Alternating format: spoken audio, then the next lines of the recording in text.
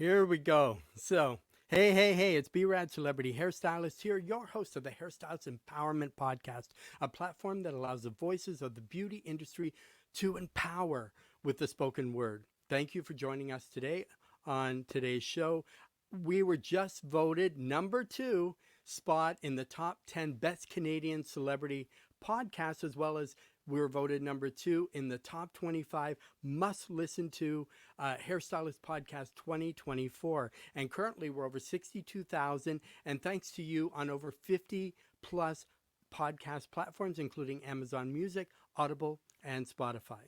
So I want to welcome you to today's episode of the Hairstylist Empowerment Podcast. Our guest, LeeAnn Miley, is the executive director of the nonprofit organization, the Sovereign Stylist. After being terribly misclassified by a salon owner, she recognized the need for more business education in the beauty industry, specifically regarding worker classification and rights. LeeAnn is a single mother of 4 from central Nebraska. She fulfilled her dream of owning a salon after 12 years behind the chair in various positions, from corporate management to renting her own suite.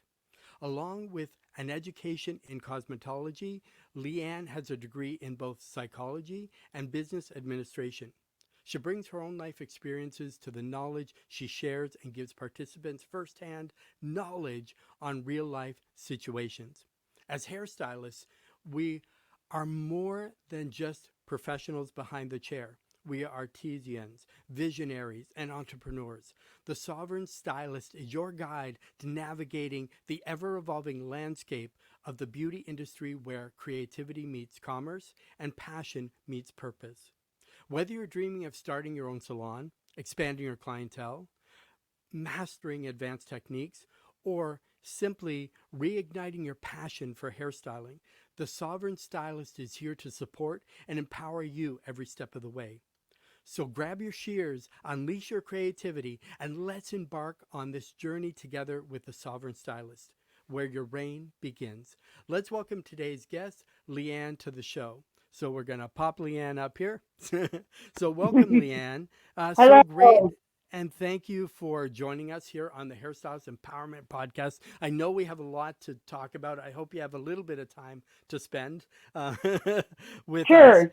But we already have. Let's see.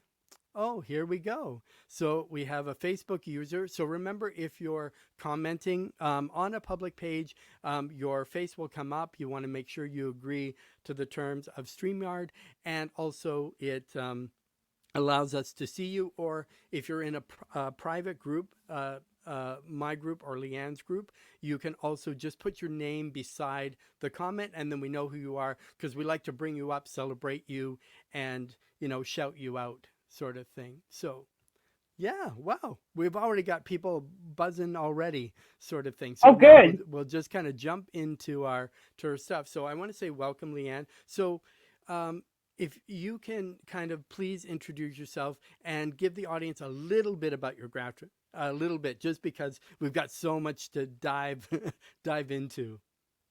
Well, I am the executive director and founder of the Sovereign Stylist, and the Sovereign Stylist actually started as a booth Facebook group for booth renters, and then kind of progressed into I just was like, you know what, we can do so much more than just being a Facebook group. And so that is when I decided to incorporate and brought on a team of other professionals that are like CPAs, IRS agents, different types of lawyers from about 42 different states here in the United States. So we mainly operate out of our Facebook group, but we also have a website that has a lot of different articles, guest bloggers, and things like that on it. A ton of resources. Basically, what I like to do is I like to take all that IRS jargon, that government jargon, and I like to break it down, and I like to apply it to the beauty industry so that it's easier to understand. Exactly. And you kind of covered part of what I first wanted to ask you about sharing your journey of becoming a sovereign stylist. But for those that don't know, what is a sovereign stylist? What inspired you to pursue a career in the beauty industry? Because you said you were behind the chair 12 years, you had a salon suite, things like that. So we always like to know why. And then how did you transition from being like owning your own business?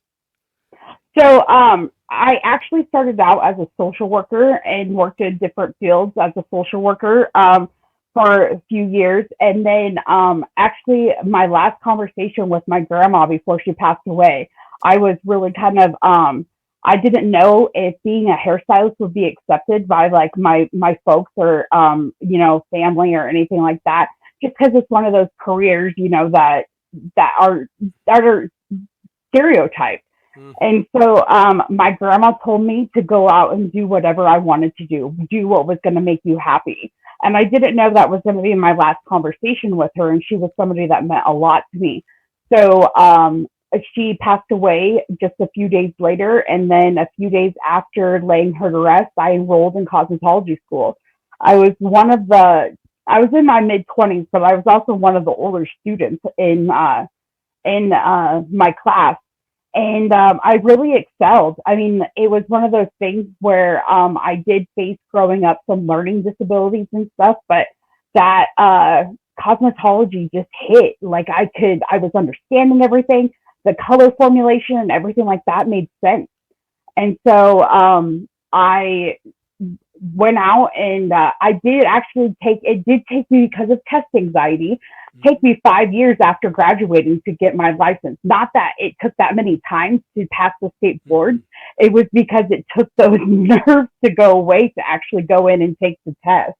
And then I ended up scoring a perfect score on it. So I was kind of frustrated afterwards. I was like, if I would have just done this so many years ago. Hmm. And I think that's a big thing for a Yeah, lot of people. Sorry to interrupt, but I think that's a big thing for people is imposter syndrome or anxiety in our because everybody thinks, oh well, you do hair, you make people beautiful, you must have a really go getter kind of persona that you're out there because obviously behind the chair we're always happy, we're always with our clients, but they don't really see the other side of us that's scared, that's depressed, that's got some mental things going on, which is not a bad thing. But I think too, we empower people by creating amazing looks for them, but sometimes inside of us, we haven't got to that level ourselves. We meet them right. and they're like, I'm Yeah. so beautiful, you're so amazing. And inside you're thinking, it's enough for me just to get through the day.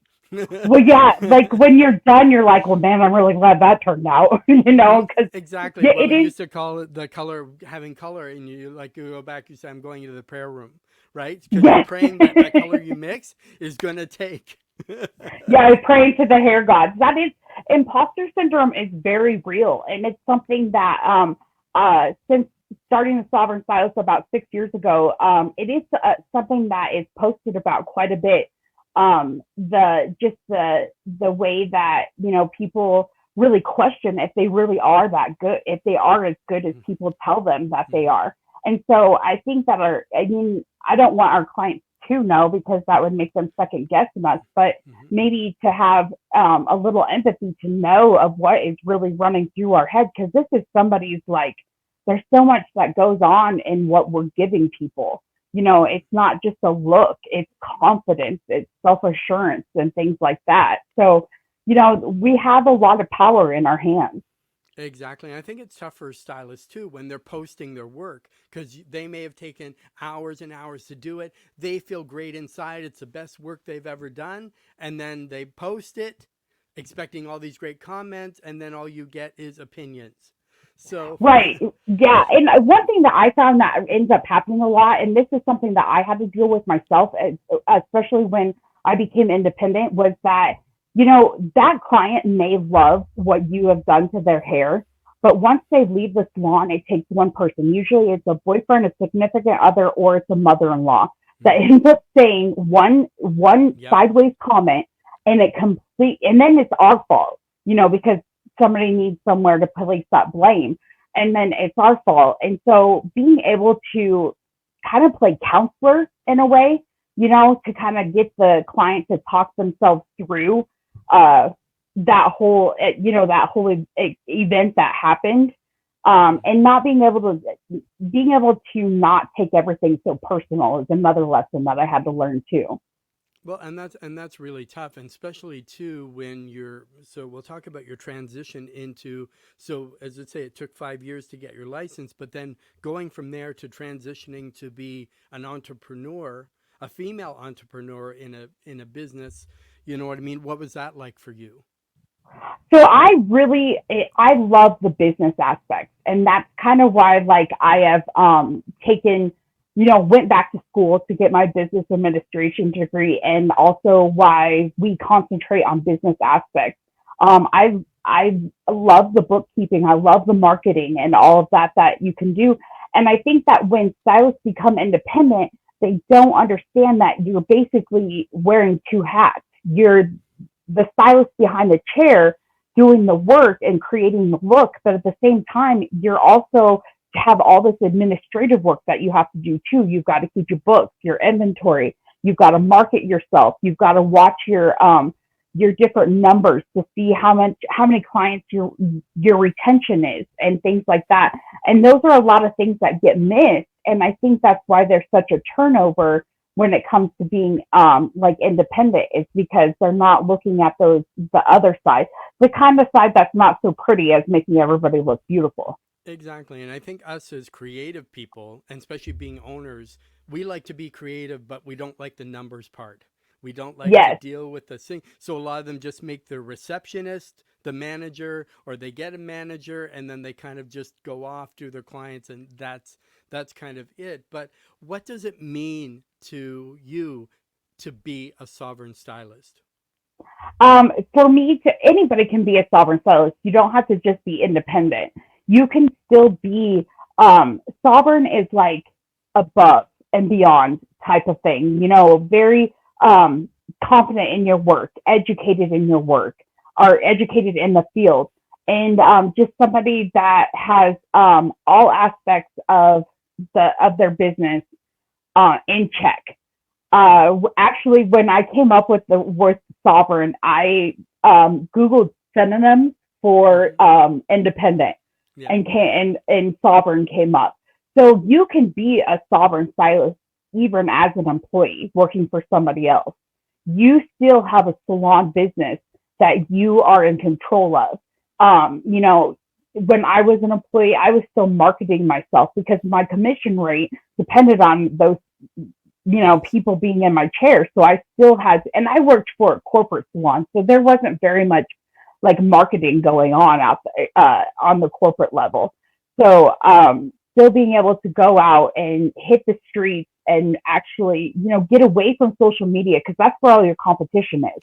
Getting in the streets and meeting people face to face is what makes a huge impact. Of course, and connection and relationships is one of the biggest things that people miss, because they think build it and they will come. But if Yes, nobody knows who you are, and they may see your picture, it looks great. Oh, but I don't know that person, or right. like that sort of thing. But how do you define? So I think you might have already answered it, but how do you define independence and empowerment in the context of hairstyling, or beauty entrepreneurship?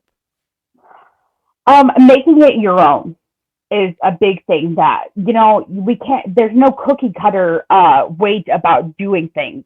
So making it your own. We all don't. Everybody wants to live a different lifestyle, a different livelihood. What is important to me is not important to somebody else, and vice versa.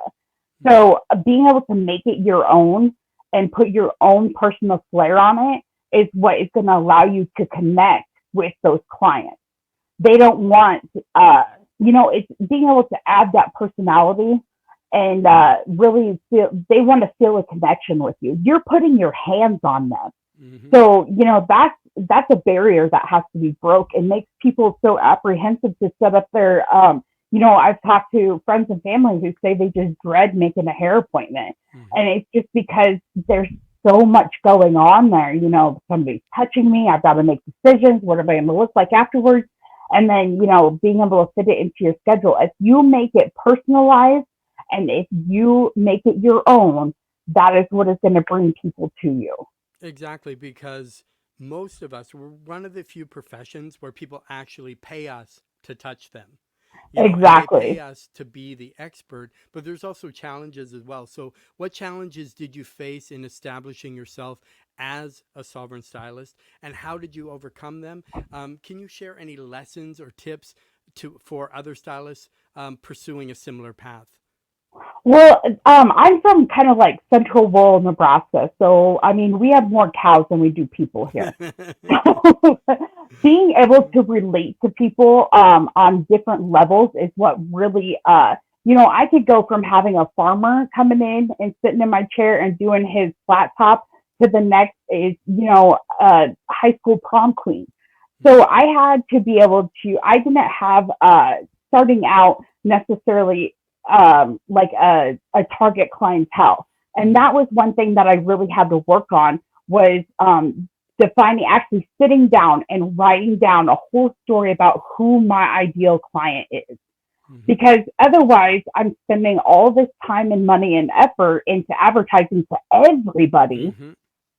And if I would have just, niched it down and came up with who I wanted in my chair, then I could hone down all of the different marketing, where to market, what would be appealing to them. That's what really makes a difference. And then having your ideal client in your chair also makes your time behind the chair a happier place. Mm-hmm. Exactly, because most people say, I'm going to open and I'm going to be able to do everyone. Well, the thing Yeah. is, even having your staff, sometimes your staff don't like doing everyone. If you love children, then gear it towards kids. Have the TV screen there, have the little car, that they can sit Yeah. in. Or if Yeah. your avatar is creating your avatar, so you have to put down what your avatar is. My avatar is blondes because I love doing blondes, and they're this age to this age and this income. So you really know what that type of person is, and once you hone it towards that, and if your bliss is doing blondes, you're going to be happy all day long. But then again, if you Yeah. get a screaming kid and that's not a blonde, you can still do the job, but it may not be as fulfilling. And then there's somebody beside you and they love kids, but they hate doing blondes. You know what I mean? So I think that's what it is. Look at what your strengths are, look at where you're powerful, and it's okay, I think, to say, I don't know how to do everything. Yeah, it Right? is. I think that it's more respectful to be able to say that than to try to be able to do everything. Right. I have 4 kids of my own, and I don't cut their hair. I do not do well when it comes to doing Mm-hmm. kids' hair. So I never said that I don't do kids' cuts because that's not a good marketing tactic. No. It's to say that you don't do something. One of the things that I did was I made my haircut price the same straight across the board. Whether you were an 18-month-old little girl coming in to get your first haircut or you were an 88-year-old gentleman coming in to get your last, my haircut was a haircut. Mm-hmm. And so I know there's a lot of people out there who, are kind of, well, what about the length and what if they have more hair and stuff like that? In my mind, it all kind of outweighed each other. Mm-hmm. Like if I got somebody in that was a simple buzz cut, it kind of outweighed in the future when I got somebody who had hair down to their butt. Yeah, and took a little bit So longer. Yep. yeah, so that was in my mind how I justified everything.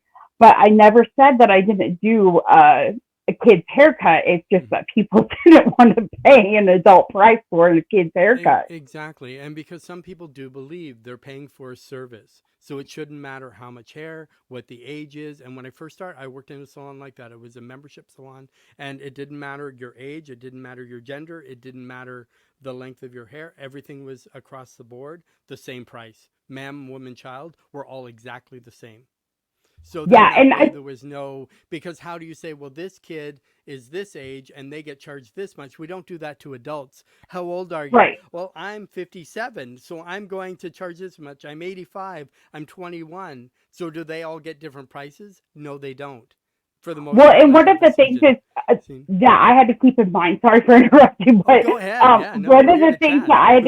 that I had a mentor who told me that they're not paying for the hair that's on the ground. They're paying for the hair that you're leaving them on their head. Yes. So once I changed that frame of mind, that way of thinking, that really helps too. I'm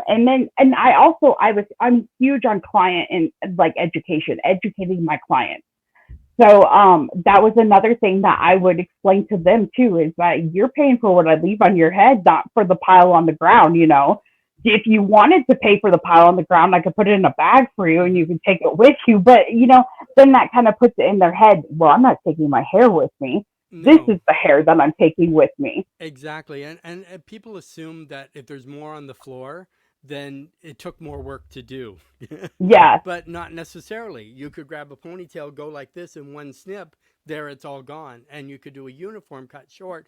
I mean, it's more because you're doing each individual one. But I just want to kind of break just a little bit here. So anybody who is, so if you're watching us, if you're watching live, type in live in the comments. If you're watching the replay, put replay in the comments. I want to let you know that we are live and this is interactive. So any questions you have, please put them in the comments. We'd like to bring you up. We'd like to celebrate you.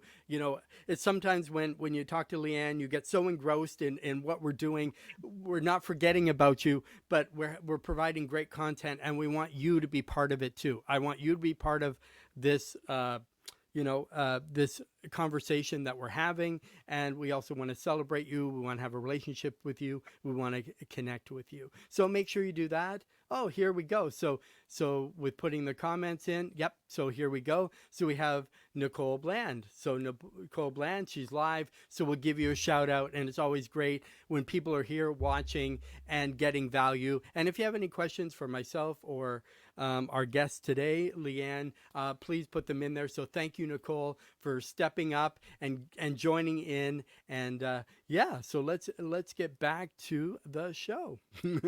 So sometimes you forget, and it's the same with clients in the salon. You're so engrossed in what you're doing, sometimes you forget things like that are happening, going on, sort of thing. So another one is, so everybody, the thing about being creative and being a stylist is, like, how do people stay current with industry trends and innovations? So as a sovereign stylist, and can you recommend any resources or strategies for continuing learning and professional development? I know one, well, more than one, obviously, is your page and your group, which has grown exponentially and offering, what stylists need. So it's great to be part of that. So if you want to tell them a little bit more about that or any other resources you may know where they can connect to kind of keep on point with being a sovereign stylist.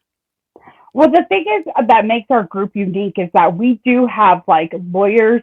Actually, one of the most active lawyers used to be a hairstylist, Oh, and then now is a lawyer. And we have our resident accountant. We have these, like, I guess you would call them kind of like uh, white collar business professionals that are also in our group. And then we have a team that are kind of I call them the team of volunteers that are kind of in the background that I've made connections with. And so when somebody reaches out or has a question, I can send out an email blast and then they get back to me with their recommendations. Now, none of this is like, we kind of make it, this is their recommendations or this is an educational opportunity. They're not giving like one-on-one advice because we're not making that like relationship directly. I'm kind of the go-between person. And so that is why we're able to offer this like as a free, we don't charge for this. no.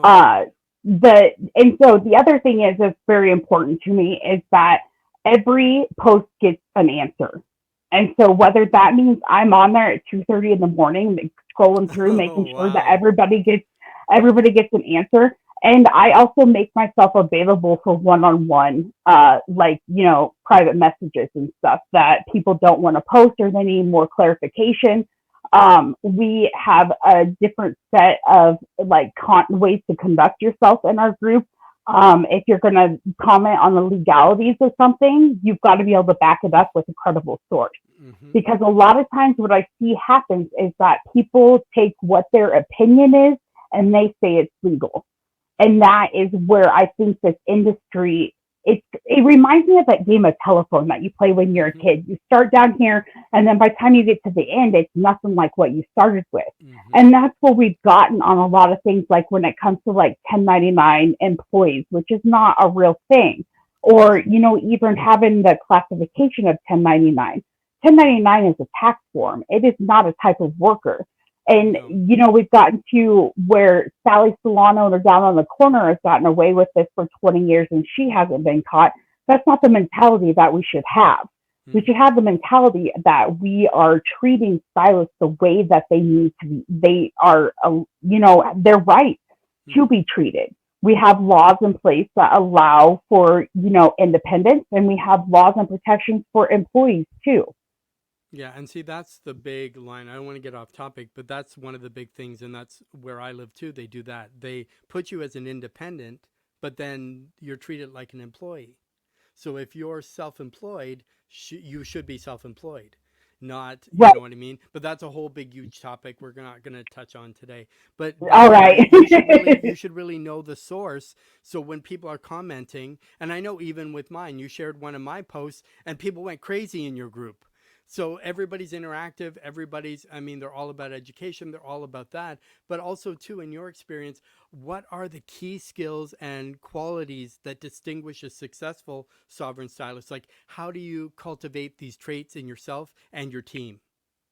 So if you want to be the above and beyond, yeah. The biggest thing is having a care and a passion for your own success, being responsible for where you get at in your career. It's in the power of your hands. If you are not being treated the way that you feel you should be treated, or if it's affecting your mental health, take control of that and make it your own and do something about it. Now, I'm not saying jump ship and go find another salon. That should be a last resource, but opening up the lines of communication, somebody that is, able to speak up for themselves. As being like a single mom for as long as I have, that is one thing that I have had to learn, is that I have to speak up for myself. And that is something that I've tried to instill the confidence, or like empower our group members, is to speak up for themselves, speak up for your rights, speak up for, your mental health, your mental well-being is another huge thing. Exactly. Communication is, and a lot of misunderstanding comes because people can't understand what you don't communicate. Or if you think, I'll just shove it under the rug, everything will be better. But some people say, if I had known, things would have been different, or it would have changed something. Yes. And sometimes it's something simple, or I never knew that bothered you, or, oh, you need to have this off because you think, oh, I'll just leave subtle hints around and maybe they'll get it. And then, that doesn't. But we always want to connect with people. So another thing in what we're doing right now, so collaboration and networking can be crucial in the beauty industry. So how do you approach building relationships with other professionals, brands, or influencers to support your business and career?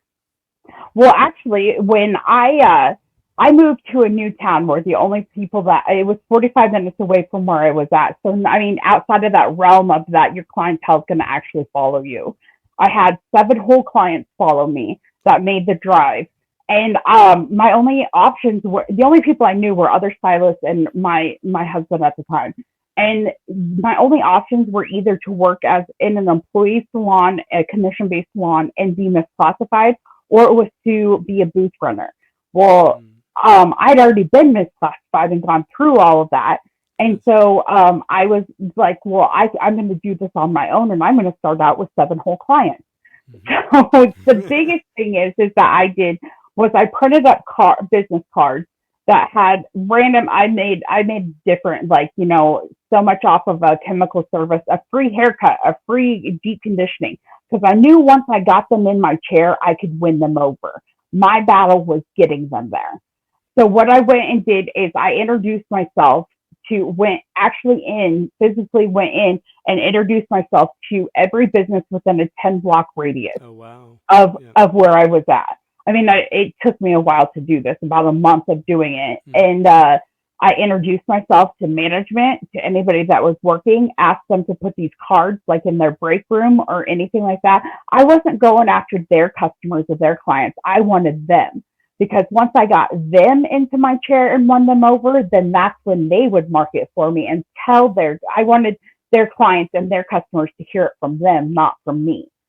So that was a big client, like, builder for clientele. Was, even though I was giving that haircut away for free, I mean, what was that, 15 minutes, and then to win over a lifetime client who then went in and, well, they wanted to experience having a color, or they wanted to experience some other services that that they did pay for. Then eventually, after that, I think that there's a huge kind of misunderstanding going on about the difference between discounting services and the difference between promoting yourself.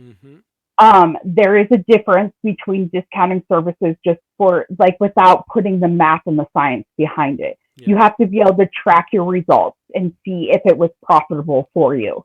There's more that goes into just running a social media ad for 25% off of color services. You've got to see if that financially benefited you. You have to put down a timeline. Okay, I'm going to run this for so many weeks, then I'm going to come back and analyze, is this actually working? And that's a lot of the whole process that gets left out. Exactly. So like when I was training, I was taught that you never discount. The reason is so the I. mentality of the client. So say you're getting $100 service, now it's 25% off. So they're paying 75, but then the next time they come, they're going to pay 100. And then in their mind, they're like, why are you charging me 100 when you can really only, when it's like 75. So it shows that you're, number one, overcharging to get people in. So with my salon, we'd rather give you a free service. So what we would do is, if you had your hair done, you got a free brow with our esthetician, or you got something with our massage therapist. So we were cross promoting, or you got a makeup touch up. So once you're with that other professional, then they would talk to you and you would end up maybe getting a full thing. Or now every time you book your color, now you're going to book your brows as well.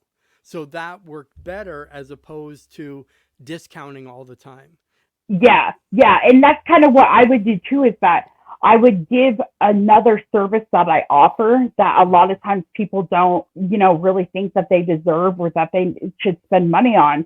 I offer that, a deep conditioning, or maybe I had different levels of, like, pedicure and manicures. And so, just a simple manicure while they're processing or something like that would then, open their eyes to a whole new experience. And then, after that, they and it doesn't happen all the time, but, you get people that'll be like, well, I would like to have the whole shebang, I would like to have the whole mani pedicure experience. And then I'll tell you that it kind of was funny is that pedicures became one of my top services. And just by putting it on, and you can make it fun by and that's the thing. Sometimes the most conservative people, they like the fun colored toes. Because that's the thing, or having the multicolor underneath, or so they can still be conservative for work, but then they have their fun side, their creative side. But people will never know about the services they don't know about unless you tell them. And because most people say they're only in for a haircut, I'm just going to do the haircut and that's it. And they're too afraid to suggest maybe some, a couple of little highlights, like 5 oils or something like that, where it introduces them into something else that. Because if we're not using everything in our arsenal toolbox, we're not really being professionals. And to me, that's not selling, it's recommending. So if I thought that this would be great for you, or we had a new product that would be great for your skin, your hair, to make your life easier, I'm doing you a disservice by not mentioning it to you. Like, if they don't buy it, fine, but the seed is planted, and they'll say, oh yeah, you mentioned, or hey, I tried that deep conditioning. I really notice now how my hair feels without it. I want to book once a month and have it done once a month, or every time I get my color done. Yeah, and it also shows your level of care and how much attention you're paying to them. That they're not just another person in your chair. That you are actually you're actually invested in them. And, that when you invest in them, that gives them a reason to invest in you. and creates a loyal client. Exactly. And one thing too, I think it's tough for us or for some hairstylists. They jump into a creative profession, but they lack creativity. And I think that's the Yeah. one is toughest thing. But how, so with balancing creativity and business, that's always essential for the sovereign stylist. But how do you manage the creative aspect of your work and also running a successful salon or studio? The biggest thing is keeping up on education. I made it a purpose that I would either Sundays or Mondays were, when I was independent, were my administration day. And that was the day that, I got caught up on my books. I paid myself, I paid the bills. I went and, ran to the supply store and got what I needed for the week or next couple weeks. But that was also the day that I dedicated myself that it didn't have to be like paid education, but I was going Yes. to I was going to be educating myself on something. And Mhm. so that, I think that being able to set aside, don't just wait for, your a hair show to pop up in your area. There's there's a plethora of opportunities online. So, Exactly. yeah, And that's a big thing. Education's a big thing. I'm big on education. You're on big education. I think that's hmm why we collab, and we're going to do much more because yeah. I just never want to stop talking to you. So, so thank you, Nicole. So she says, I have no questions. I just want to say I'm really enjoying this conversation. And that's Oh, what we thank you, really want. Nicole. We want to make it that people are involved, people are engaged, that we're actually providing great content and providing stuff that you want to listen to. Because I know with a lot of podcasts, there is a lot of fluff out there. Yes, I am number two. I'm 10%. My podcast is in the top 10% across the world.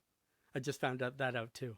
But, That's awesome. so there's a difference in sharing about what you're proud of as opposed to look at me, I'm this, I'm that, and I think that's kind of scares people as well, and especially jumping into like being an entrepreneur or being. So what advice would you have for stylists to aspire to transition from being employees to independent entrepreneurs, and what steps can they take to start their own business or become a sovereign stylist?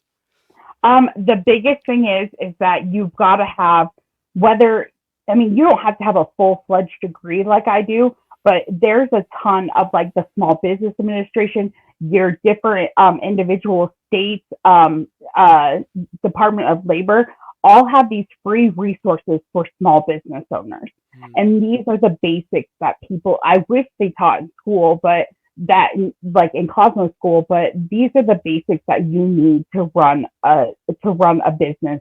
And the turnover is so great, but I think if we had more education out there on the business aspects, the bookkeeping, the inventory, the marketing, you wear two hats, like I said before, and we need to promote that business administration side of operating a business. It's not just standing behind the chair and saying yes or no to clients that you want and you don't want. You've got to know where your money's going, and you've got to know where your mm. money's coming in. If your money's coming in, Exactly. and you've got to be able to. One of the biggest lessons I had to learn was when I went into the supply store. I had to make a very like a regiment list before I went in, and I had to only get the things on that list. Otherwise, my dispensary was going to look like a supply store because I wanted all these great, awesome Exactly. products they were New coming out shiny with. toy, new thing, new product, new this, Yeah, new that. And so with my shop, what we did is our retail paid for our retail. Because yes, most times you get all this retail, but then you use the money from here, creative financing, right? You put the money from over yes, here and this and that to buy more product. Well, the product on your shelves isn't selling, yep, but this kind of goes back to know your avatar before you get into business. So if you yes, know who's going to come, get products. So if you're going to do seniors, make sure then you have your purple shampoo. Make sure you have your, you know, not like as I say, the proper sprays and products that those clients are going to want. If you have a different type of clientele, a male clientele, because you're a barber shop and you're in like doing males, they're going to do, not every male wants to buy mousse. Not every male wants to buy, they're better with maybe a gel or a 12-in-1 shampoo that does Yeah, everything exactly. and washes their Yeah. hair. You have to really know when you're doing products. And that's the kind of the biggest thing for people with that. So people that kind of want to, how would you prioritize self-care and maintain a work-life balance as a sovereign stylist? Can you share any practices or routines that help you stay grounded and avoid burnout? Because I think that's a big Oh, one that's for a people good too. question. That is a big one. So I am big on mental health. I have a few diagnoses myself. I actually have another group that is behind the chair with ADHD, and that is because I've been diagnosed for 20 some years. And there's a lot of stuff that comes along with that, with depression and with some anxiety too. So my biggest thing about that, and it comes back to education. Educate yourself on, if you're feeling some depression, educate yourself on it. Don't be afraid to get help. A lot of these mental health things cannot be dealt with alone. You have to be able to get some counseling or something like that. There's even apps out there. There's even apps out there now who that you can text counsel with somebody. Mm-hmm. So that, and having a good I always call them my army. Like I have my sovereign army, your team that is going to back you up, that are team LeeAnn, or, that are just going to be your cheer corner. So being able to and I guess recognize and not be scared, just recognize we all are going through this. I have never met, and I have met a ton of stylists at hair shows and stuff from different Mm-hmm. career points, and none of them have ever said, "Oh, I've never experienced a bout of, sadness or something like Mm-hmm. that." Everybody experiences it, and we as a together in the beauty industry, I think, have a community that a lot of other industries don't have, where we're so empathic that we have each other's backs. We do care when it comes to, you might get competitive when it comes to who can foil more foils in an Mm-hmm. hour or whatever. But when it comes down to it, if you have a fellow stylist or a fellow SC or something like that, that is just, dealing with some things, that whole competition kind of wall comes down, and we're on a level that we can understand each other because we're dealing with Mm-hmm. the public. So I guess Exactly. my biggest thing is just not to be afraid to reach out, and because you're not going to get better in silence. It's going to manifest and it's going to become Mm-hmm. worse. So being able to reach out, I mean, that's the great thing about, like, in our group, you can post anonymously. Mm-hmm. Just being able to post anonymously and put that out there. And I think I have 13 volunteers who help keep track of all the comments, and we're pretty, strict on no bullying. And sometimes they get posted, and we have to catch up to it. Mm-hmm. But I always do try to make sure that I reach back out personally to people and just check in and make sure that they're doing okay. And that's what we want to have as group leaders, as salon owners, as professionals. I think we want to create safe spaces. And that's Yes, really what it should be. So Nicole says, I love my therapist. And I think to have a therapist, number one, is amazing. And yes, having a therapist doesn't mean there's something wrong with you, no, because we listen to people's like what's it called, like they're dumping, we're being dumped on all day with all everybody's day. stuff, and you either internalize that, you let it brush off you, but that sort of thing. And as I say, just to say, hey, I have this, I'm doing something, and that's part of self-care, right? I Yes, did a series, Changing the Hairstylist from the Inside Out. It's a 13-part series, which if you want to check out, I'm not here to promote. I also did a book as well called The AC of Salon Professional Self-Care. But it's the same. Self-care is not what you think it is. It's not a glass, even though it's enticing as it sounds. It's not necessarily a glass of wine, candles, and bubble baths. You know what I yeah. mean? It's a lot of other stuff, right? It's a lot of nature. Um, oh, we have more. So the same. It's standard not for therapists to have therapists.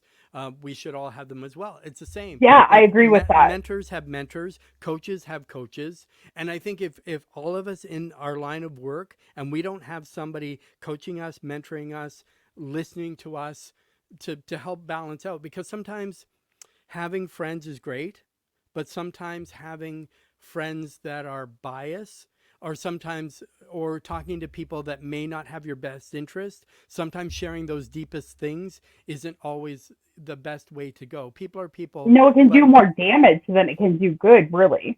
well, of course, as I say, it should be standard now, as I say, Nicole. And thank you, Nicole, for engaging. So you can see we are live. It's not pre-recorded. We're seeing you live. And this is what I absolutely love, that we're in a safe space where people can just chat and just talk, and just because the other one too, and I have training in, but we're not going to touch on, but we also deal with the other side of which it's not an easy topic, but domestic abuse. And that happens when we see clients. I'm fully trained, but a lot of people don't really know how do you spot it? What do you do? Because we have to be very careful. If we're not experts and we're licensed, we can't go and say, you should do this or you should do that. That'll get you into a lot of trouble. So do not say any of I that. actually, Never give but your opinion. Yeah. and now that you bring that up, I actually, well, I did just about a month ago release to the group that I have been going through the same thing. I Mhm. just led a situation with my two kids with nothing but the clothes on their back, which Mhm. also prompted me to, I just finished and I will just it'll be available online, but right now for Iowa and Nebraska salon owners, I'm doing in-person education. It's called Brush Away the Silence on Domestic Violence, Mhm. and so that will be something that is coming, because I very much agree with you as somebody going through it Yeah. myself. And then when I made the public announcement, to see all the other stylists and the other sovereigns coming out, and the conversation was there that there needs to be more education on this. And so that prompted me to become certified myself on being an advocate, and then creating a salon uh, centered education Mhm. for exactly how do you deal with that? How do you answer? There's a misconception of telling people to leave. Well, you can't. Some people, it's more dangerous for them Mhm. to. So being able to Exactly. give those right answers and then being able to take care of yourself. Well, yeah, being able to, or as I say, have the numbers there. Find the people in your town Hmm. that they can call, slip a note. You know what I mean? They can then choose, because people can choose, and that sort of thing. Before we go to as we're kind of wrapping up, I know I want to talk more for hours, but we have to wrap up. But we're both in education, but I want to kind of show. So something Nicole said too, a great distinction. Look at me versus being proud. So there's a difference in being conceited, being puffed up, being, so it's called El Capitano, so which means I'm a puffed up, look, I'm the Yeah. captain of the ship, look at me. Right? But there's Yeah. nothing wrong in walking into work with your tiara and say, thank you, I'm here. I've graced you Yes. with my presence. I think that's fine. You know what I Yes. mean? But there's a difference in it. And that's why people think when they're posting too, oh, look at that person. They're just showing off. You know what I mean? But that's one thing we have to get over too. If you worked really hard and you're something you're proud of, and that's an accomplishment, and somebody else hasn't done it, that's on them. Let them Yeah, step it up. is. You don't step down. Let them step up. And that's a And big that's thing what too. sovereigns do too. Like that's just the thing, is that that's being independent and empowered to Hmm. toot your own horn when you need to, but at the same time you got to kind of like not rub it in. There's a thought, there's a line Yeah, to it's the intent behind it. So once you've set exactly, intention and what you're exactly, doing, if you're doing it to inspire other people, which we inspire with the exactly. spoken word, but the Hairstylist Empowerment Podcast is about exactly that, empowering the listeners with what they hear and empowering the guests. Like, I'm never going to have you on and say, well, LeeAnn, in 91, you were at this da da da, and dig up all kinds of stuff. we all have lives, we all have pasts, we all have stuff. You know what I mean? But I also want to give some shout outs to Courtney. She gave a shout out, our guest to invite, uh, Nathali. Is that Nathali? I think. Looks like So it. yeah. So so we love this too, Haley, and then joining. So it's nice that too everybody's. So if you want to make sure that you share this podcast, you like this podcast, that a regular, if you want to be a regular listener, I have like 125 episodes, over 62,000. So but it's not about that. It's just showing that, and I just kind of started it out of like, just a need. What's there? Because there's so many of them. It's like, if you're not giving people, that's how you find your niche. Find what's missing. If I have an ad, and LeeAnn has an ad that says we do hair cutting, foils, perming, that's fine. Then why go to her or why go to me? You have to really do your Yeah. niche. If you say I do blonding for XYZ because I have my avatar so precise, then people can say, I'm going to go to LeeAnn because that's me. And that's who I'm going to Yep. go to. And you got to see what people are doing with their groups, with their things, with their, and we're big on education and collaboration and some stuff we're going to mention as we wrap up. But this is not about me. It's about LeeAnn, and it's about you guys getting great education. So that being said, we're going to kind of go with, so looking ahead, what are your goals, your aspirations in the future career of your business as a sovereign stylist, and how do you envision continuing to grow and evolve in the industry? So, I don't know very many people who actually know me, but I'm no longer behind the chair because of allergies that I developed over the years that I ignored, and then it became to the point where my organs were shutting down. So it was like Oh. I should not ignore them anymore. So that is I love this beauty industry. I've never felt a place that I feel more at home and fit into. And so I'm not going to let the fact that I can't physically be behind a chair take me out of the industry. So you can find me. We have plans to do a lot more educating with the Sovereign Stylist, of creating an online, basically library of education that is taught by independent instructors, trainers on business topics. And they're going to be sovereign trained, which means we're going to have, I guess, just criteria that these educators need to be able to meet Mm-hmm. because I am very, very big on standard, and being able to back things up is Mm-hmm. my big thing. So we're going to be releasing that, and then hopefully be getting out. And since COVID type of thing is over, being able to get out and do more in person teaching. Yeah, in person, you know me, I love in person. So we're going Yeah, to talk a little yeah, bit about that, but that's exactly it. Not everyone that says they're a teacher are a teacher, are a yeah, good teacher. And one of my biggest things is, because I deal with a lot of educators, is sometimes everybody wants to go for the big names, but sometimes the big names aren't always great. You know what I mean? yep. I Sometimes some totally agree. unknown can teach you more. Maybe you're learning more on this podcast than you went and you spent hundreds of dollars for somebody. And that's the biggest thing I've heard, that they said, again, they came to one of my events and they said, I learned more here or more on your podcast than I did paying hundreds of dollars to somebody else who didn't give me anything. So it's all these people Hmm. that are instant gurus, push out their courses, but don't have the background behind it. They don't have the training Yes. behind it. Like I'm trained in hair aesthetics, massage, holistic, psychology, domestic. So I have the certifications, and I've done it where it's not just somebody who thought one day they'll, So I really know the Yeah. industry really, really well because I've been a platform artist. I've been a television host. I had my own show on health and wellness, mental health for 3 years, and it ran. So things like that. But lastly, as we kind of wrap up, and I keep saying that, like, so your upcoming projects, so some collaborations you're excited about. So we kind of know that we don't want you to spill too much tea because we want you to come back. So when you Yeah. get these things going, we can talk a lot more.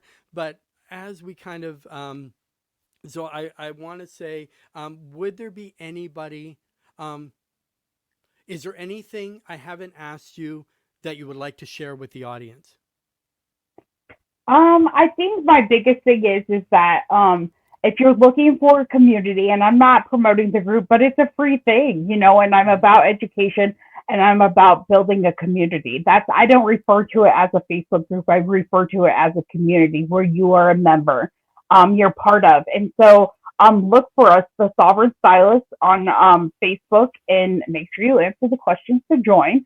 But we are, I think we get I get messaged all the time from Mhm. people about the community that we have built, and I just more people there is to share with it, the better that we're doing for the industry as a whole.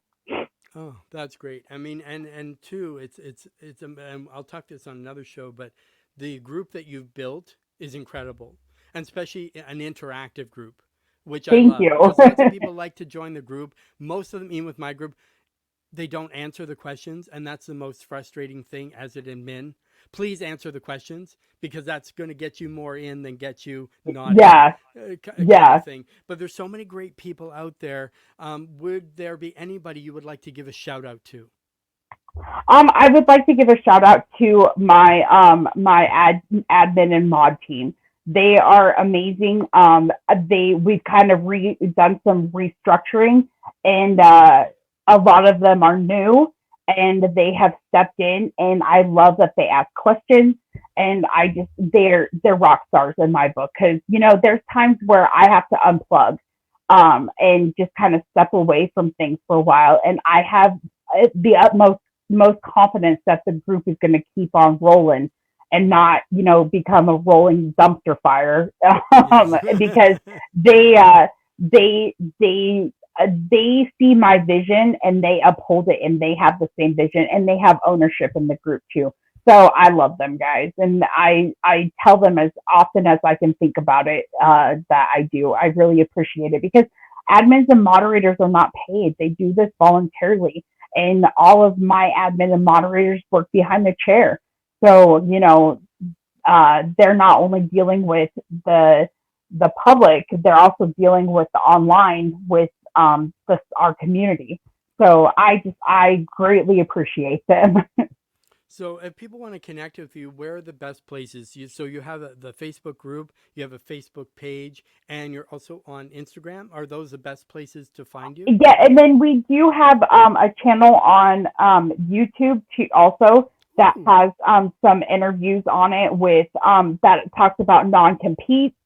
We talk about setting your prices. We talk about insurance, like professional liability insurance. wow. So we have some different things on there. And then our website is full of resources too. Anything from tax deductions to interview questions. So the biggest thing is the group, but I just brought on a creative director who is going to be upping our Instagram game. So I guess we'll be able Ooh. to be seen there more too. Yeah, that's exciting because everybody's on their phones now. Everybody wants to be connected. That's good too. As stylists too, you want to make sure that you have an online presence. You can't be Yeah. successful, I don't think, if you don't have an online presence. But you've given us so much already. As we wrap up, what's a nugget of gold you would like to leave our audience? And that could be I about my anything. I think my biggest thing is that, like I mentioned before, whether you are working for somebody else, or whether you are on your own, or you own a salon and people work under you, this is your business. This Make it your own. Find your niche. Find your target clientele. Make a plan and go out and rock it. Go rock some hair is what I say a Yeah, lot. exactly. I mean, hairdressers rock. Anybody in the beauty industry, all beauty professionals rock, which is why I Yes. created which today's sponsors. So today's episode has been brought to you by Beauty Industry Cruises, powerful education in beautiful destinations. So if you love education and you want to see up your game, so to speak, and get the information, get the right people, I'm going to show you a quick video of some of the things that we have coming up.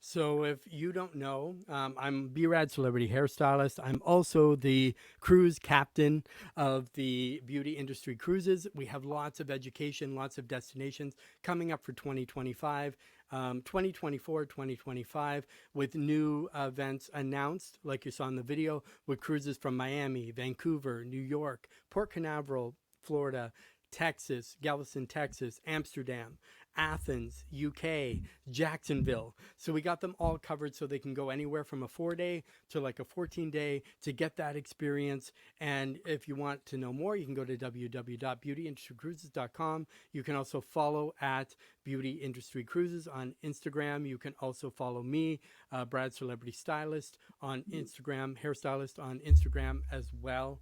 And wow, so I want to say thank you, LeeAnn, for being on today's podcast, Hairstylist Empowerment Podcast. So remember to get up, dress up, show up wonderfully and powerfully, and I'll see you next time.